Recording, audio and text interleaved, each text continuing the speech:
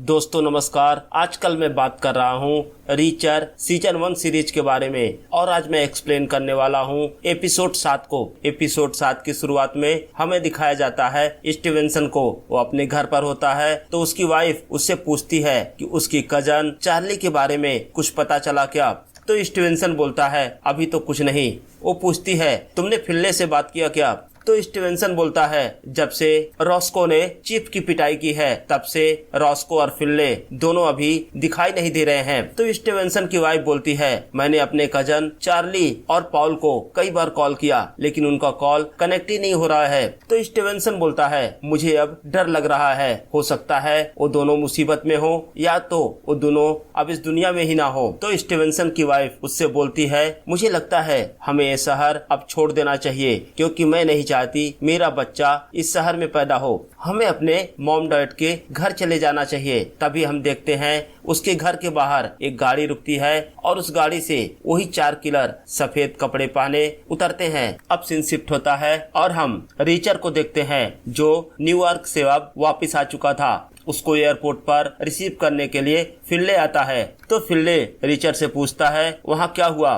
तो रीचर बताता है सब खेल नोट बनाने वाले कागज का है। तुम नोट बनाने के लिए डाई तो बना सकते हो लेकिन तुम कागज नहीं ला सकते। जॉय ने ऐसा अरेंजमेंट किया था नोट बनाने के सारे कागज एक ही फैक्ट्री से मिलते थे। अब वो दोनों क्लाइनर के फ्यूनरल में शामिल होने जाते हैं लेकिन रीचर दूर खड़ा होता है और फिल्ले फ्यूनरल में शामिल होता है। तो क्लाइनर का भतीजा फिल्ले के पास आता है और उससे पूछता है तुम यहाँ क्यों आए हो। तो फिल्ले बोलता है अफसोस जताने, लेकिन वो बोलता है मुझे लगता है मेरे अंकल को तुमने ही मारा है। तुम सोचो तुम्हें कैसा लगेगा अगर मैं तुम्हें वैसे ही मारूं। तो फिल्ले उसे बोलता है अपनी हद में रहो बेटा, कहीं ऐसा ना हो कल तुम्हारा भी फ्यूनरल लोगों को मनाना पड़े। अब रीचर वहां से फिल्ले को लेकर उस गैराज में जाता है जहां उसने अपने कार के शीशे ब्लैक करने के लिए दिया था। हालांकि वहां का मैकेनिक बोलता है अभी काम पूरा नहीं हुआ है, पीछे के 2 शीशे ही मैं ब्लैक कर पाया हूं। लेकिन रिचर्ड उसे पूरे पैसे देकर अपनी कार वापस ले लेता है। तभी हम देखते हैं फिल्ले को कॉल आता है और उसे बताया जाता है स्टीवेंसन और उसकी वाइफ का मर्डर हो गया है।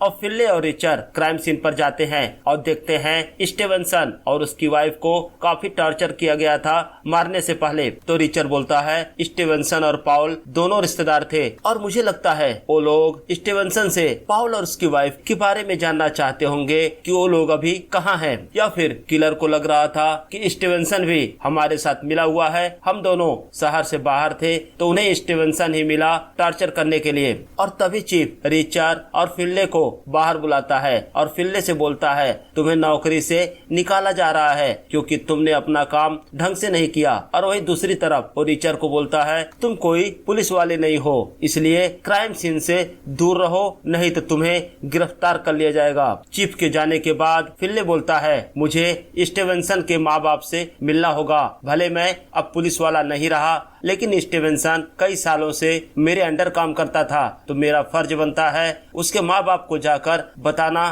कि उनका बेटा बहू और आने वाला पोता या पोती वो अब नहीं रहे। और वही रिचर्ड बोलता है मैं यहाँ के आखिरी पुलिस वाले को आज लंच पे ले जाऊंगा। अब हम देखते हैं रिचर्ड ऑफिसर बेकर के साथ लंच के लिए जाता है और लंच करते समय वो ऑफिसर बेकर से बोलता है कि देखो यहाँ पर सारे पुलिस वालों पर हमला हो चुका है, कुछ मारे जा चुके हैं और कुछ अपनी किस्मत से बच गए हैं, लेकिन एक तुम ही पुलिस वाले हो जिस पर आज तक हमला नहीं हुआ, तो इसका मतलब तुम ईमानदार हो और मुझे लगता है तुम इन सब पुलिस वालों की तरह भ्रष्ट नहीं हो। तो उन सब का कातिल कौन हो सकता है। तो बेकर बोलता है जब से तुम इस शहर में आए हो तब से ये सब घटनाएं शुरू हुई हैं और मुझे लगता है कातिल तुम भी हो सकते हो। तो रिचर्ड बेकर से बोलता है देखो तुम चाहो तो मेरी लोकेशन कंफर्म कर सकते हो, जब भी मर्डर हुए तो मैं यहाँ शहर में नहीं था। तो बेकर बोलता है वो सब मैं पहले से ही चेक कर चुका हूँ क्योंकि मेरी नजर बाहर वालों पर रहती है। तो रिचर्ड बोलता है मैं अकेला यहाँ बाहर वाला तो नहीं हूँ। तो बेकर बोलता है इसका मतलब तुम अपने दोस्त फिल्ले की बात कर रहे हो। तो रिचर्ड बोलता है वो मेरा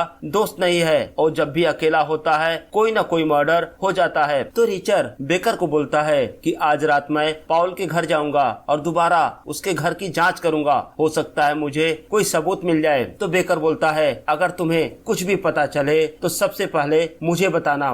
अब रिचर वहाँ से एक दुकान पर जाता है जहाँ कुछ सामान खरीदता है और साथ में एक चाकू भी खरीदता है। अब रिचर सीधा पॉल के घर जाता है। पहले उसके घर की लाइटें जलाता है और फिर उसका टीवी ऑन करके वॉल्यूम बढ़ा देता है। अब हम देखते हैं रिचर अपने चेहरे पर पेंट लगाता है और अपने चाकू और अपने गन को अपने पॉकेट में रखता है। उसे देखकर ऐसा लग रहा था वो पूरी तरह से तैयारी में था, क्योंकि उसे पूरा यकीन था आज किलर उसको मारने के लिए पॉल के घर जरूर आएंगे, क्योंकि आने से पहले रिचर ने बेकर को ये बताया था कि वो पॉल के घर जा रहा है। अब रिचर पॉल के घर के बाहर जाकर झाड़ियों में छुप जाता है और थोड़ी देर बाद वहाँ एक गाड़ी आकर रुकती है और उस गाड़ी से वही 4 किलर बाहर आते हैं सफेद कपड़े पहने, यानी कि रिचर का शक पूरी तरह सही था। बेकर उन किलर से मिला हुआ था और हम ये भी देखते हैं उन 4 किलर में एक क्लाइनर का भतीजा होता है। अब रिचर सबसे पहले उस किलर को मारता है जो बाहर गाड़ी में बैठा होता है। उसके बाद रिचर गाड़ी का डीपर ऑन करता है तो एक किलर बाहर आता है चेक करने के लिए। रिचर उसे भी मार देता है। अब रिचर घर के अंदर जाता है और 2 और किलर को मार देता है। अब बचता है आखिरी किलर। आखिरी किलर क्लाइनर का भतीजा होता है। उसके और रिचर के बीच में तगड़ी फाइट होती है। वो दोनों लड़ते हुए घर के बाहर चले जाते हैं। रिचर गन उठाता है और शूट करना चाहता है, लेकिन क्लाइनर का भतीजा उसको लोहे के राड से मारता है। गन जाकर सामने के स्विमिंग पूल में गिरती है और वो रिचर के सर पर वार करता है। रिचर भी जाकर स्विमिंग पूल में गिरता है और बेहोश हो जाता है। अब वो रिचर को पानी के अंदर जाकर मारने ही वाला था, तभी रिचर की नजर उस गन पर पड़ती है। रिचर उस गन से उसे शूट कर देता है और क्लाइनर का भतीजा वहीं मारा जाता है। अब रिचर उन सब के गन कलेक्ट करता है और अपनी कार की डिग्गी में रखकर अपने होटल जाता है और रॉस्को को कॉल करता है और रॉस्को को बोलता है उसने पता लगा लिया है कि वो लोग नोट को कैसे छापते हैं।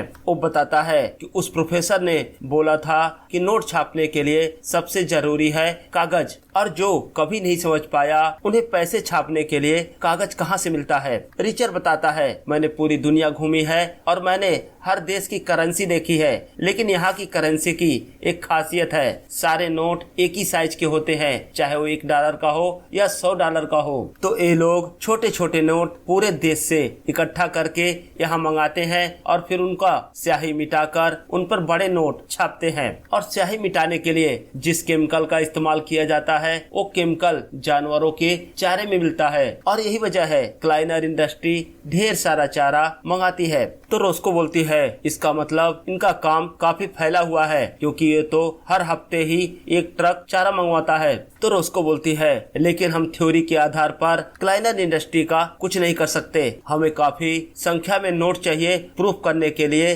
और तभी हम क्लाइनर इंडस्ट्री पर कोई एक्शन ले सकते हैं। तो रिचर बोलता है कोई तो वजह रही होगी कि जॉय की लिस्ट में जोबली के गैराज का नाम है। मैं दोबारा वहाँ जाऊंगा और उसके घर का कोना कोना छान मारूंगा, मुझे कोई न कोई सबूत जरूर मिलेगा। तो रिचर पूछता है अभी तुम कहाँ हो? तो रॉस्को बताती है थोड़ी प्रॉब्लम हो गई थी, इसीलिए हम लोग अभी पिकार्ड के घर पर हैं। हम देखते हैं जैसे ही कॉल डिस्कनेक्ट होता है तभी वहाँ पिकार्ड भी आ जाता है और रॉस्को से पूछता है सब ठीक है? तो रॉस्को बताती है मुझे लगता है रिचर ने इस केस को सॉल्व कर दिया है। अब सीन शिफ्ट होता है, हम देखते हैं रिचर फिल्ले को कॉल करता है और उसको बोलता है तुम मुझे पीट जोबली के घर मिलो, इस केस को खत्म करने का अब समय आ गया है। अभी फिल्ले रिचर से बात कर ही रहा था तभी वो देखता है एक कार उसके मोटल के बाहर आकर रुकती है। जब वो विंडो से झांकता है तो देखता है उस कार से 3 किलर बाहर आते हैं, उनके हाथ में गन होती है। वो रिचर से बोलता है एक प्रॉब्लम हो गई, यहाँ 3 किलर आए हैं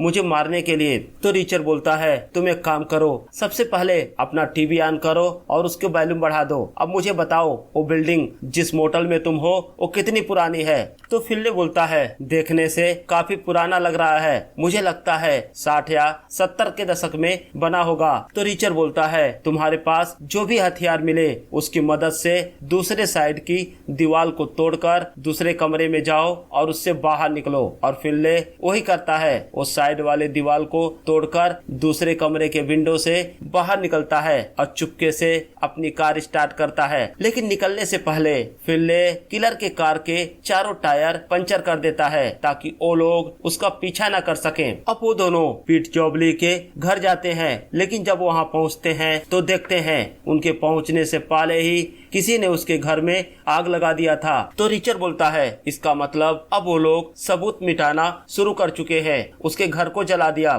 तो फिनले रिचर्ड से बोलता है चलो अच्छी बात ये थी कि मिसेज जॉबली उस समय घर में नहीं थी जब घर में आग लगी। तभी रिचर्ड बोलता है पीट की वाइफ ने अपना सरनेम तो कभी चेंज नहीं किया, तो फिर जॉय ने इस कागज पर जॉबलीज फैमिली क्यों लिखा? जॉय का इशारा पीट जॉबली का घर नहीं उसके माँ बाप का घर था और हमें वहाँ चलना चाहिए। मुझे पूरा यकीन है हमें वहाँ कुछ न कुछ जरूर मिलेगा। अब वो दोनों पीट जॉबली के माँ बाप के घर जाते हैं। तो पीट जॉबली की माँ रिचर्ड से पूछती है कि जब तुम पहली बार यहाँ आए थे तब तुम्हें पता था कि मेरा बेटा मारा जा चुका है? तो रिचर्ड बोलता है हाँ, लेकिन आप लोग मुझे अच्छे लोग लगे और मैं आपको बताकर दुखी नहीं करना चाहता था। यही वजह है उस समय मैंने आपको नहीं बताया कि आपका बेटा मारा जा चुका है। अब वो दोनों जब उस घर का गराज चेक करते हैं तो उन्हें वहाँ एक बॉक्स के अंदर ढेर सारे नकली नोट मिलते हैं। अब रिचर्ड फिनले को बोलता है पिकॉर्ड को कॉल करो और उसको बताओ कि हमारे पास क्लाइनर इंडस्ट्री के खिलाफ बहुत सारे सबूत हैं। अब रिचर्ड वो नकली नोट अपनी कार में रखकर वहाँ से निकलता है। तभी उसके पास नीली का कॉल आता है। वो बताती है इस केस में 2 FBI एजेंट शामिल थे, लेकिन उनमें से एक मारा जा चुका है। लेकिन इससे पहले नीली रिचर्ड को उसका नाम बताती। रिचर्ड बोलता है उसका नाम पिकार्ड है, क्योंकि पिकार्ड रिचर्ड के सामने होता है और पिकार्ड के साथ चीफ और कुछ और लोग होते हैं जिन्होंने फिनले और रॉस्को के ऊपर गन पॉइंट कर रखा था। और इसी के साथ एपिसोड 7 यहीं पर समाप्त हो जाता है। तो दोस्तों कमेंट सेक्शन में हमें जरूर बताएं आपको ये वीडियो कैसा लगा, और अगर अभी तक आपने मेरे चैनल को सब्सक्राइब नहीं किया है तो प्लीज सब्सक्राइब करें। अब हम देखते हैं अगले एपिसोड में क्या होता है। तब तक के लिए जय हिंद दोस्तों।